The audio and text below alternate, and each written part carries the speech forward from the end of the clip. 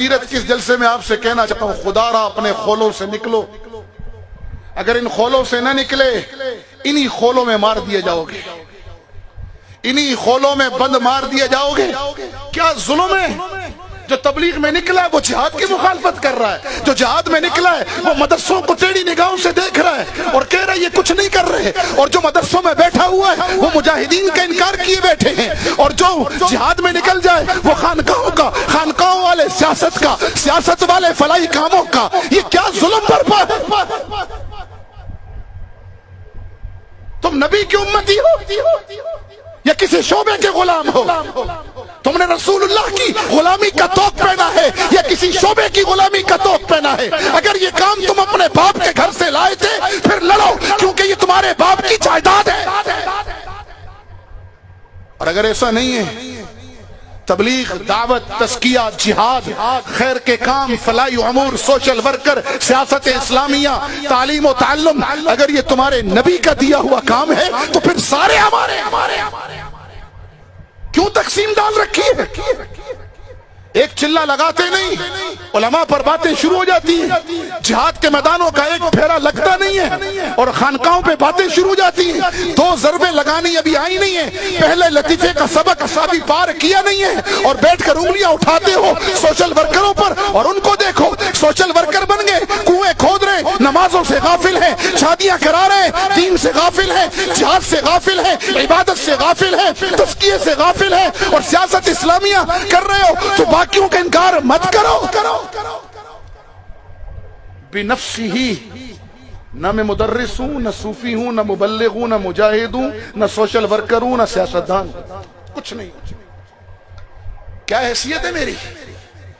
مجھے تو آقا کی نسبت ملی ہے نا، اس نسبت نے مجھے یہاں پہنچایا، ورنہ میری حیثیت کیا ہے؟ آپ کی حیثیت کیا ہے؟ نکلو ان خولوں سے، جوڑ کے مینڈک مت بنو، تم تو رحمت للعالمین کی امت ہو، تمہیں پوری دنیا کی ہدایت اور غلبہ دین کے لیے نکالا گیا، تمہیں کہا گیا کنتم خیر امت اخرجت للناس، تمہیں کہا گیا ہے کہ لیظہرہ علی الدین کلہ، تم جوڑ کے مینڈک بنے ہوئے۔ تبلیغ اگر تمہارے باپ کا، میرے باپ کا کام ہے تو پھر لگے رہو، پھر سب کا انکار کر دو۔ جہاد باپ کے گھر سے لے کر آئے ہو تو سب کا انکار کرو، ایسا نہیں ہے۔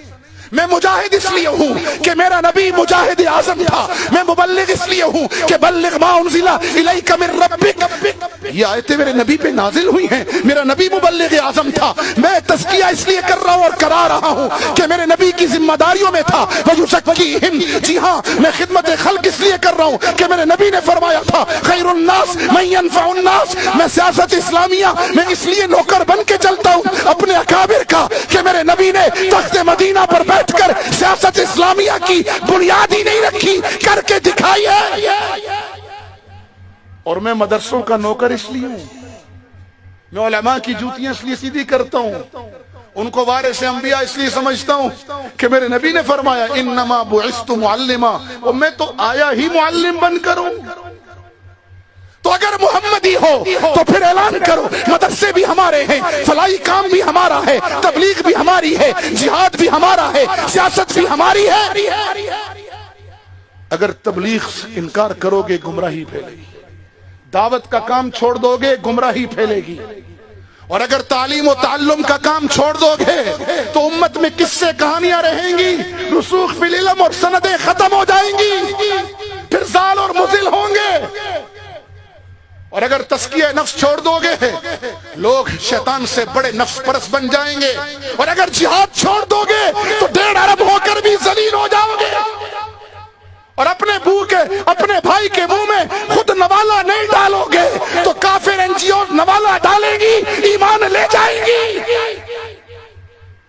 اور اگر سیاست اسلامیہ کے علم برداروں کے ساتھ نہیں چلو گے تو تمہاری اجتماعی قد کو، کمیونٹی کو بدترین نقصان سے دوچار۔ نکلو قومیت و صوبائیت اور فرقوں کی لعنت سے، تم محمدی ہو۔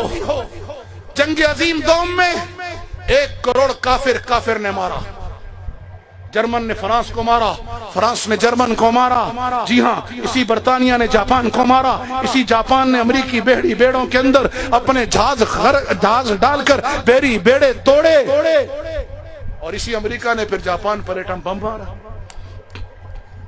1 کروڑ کافر کے ہاتھ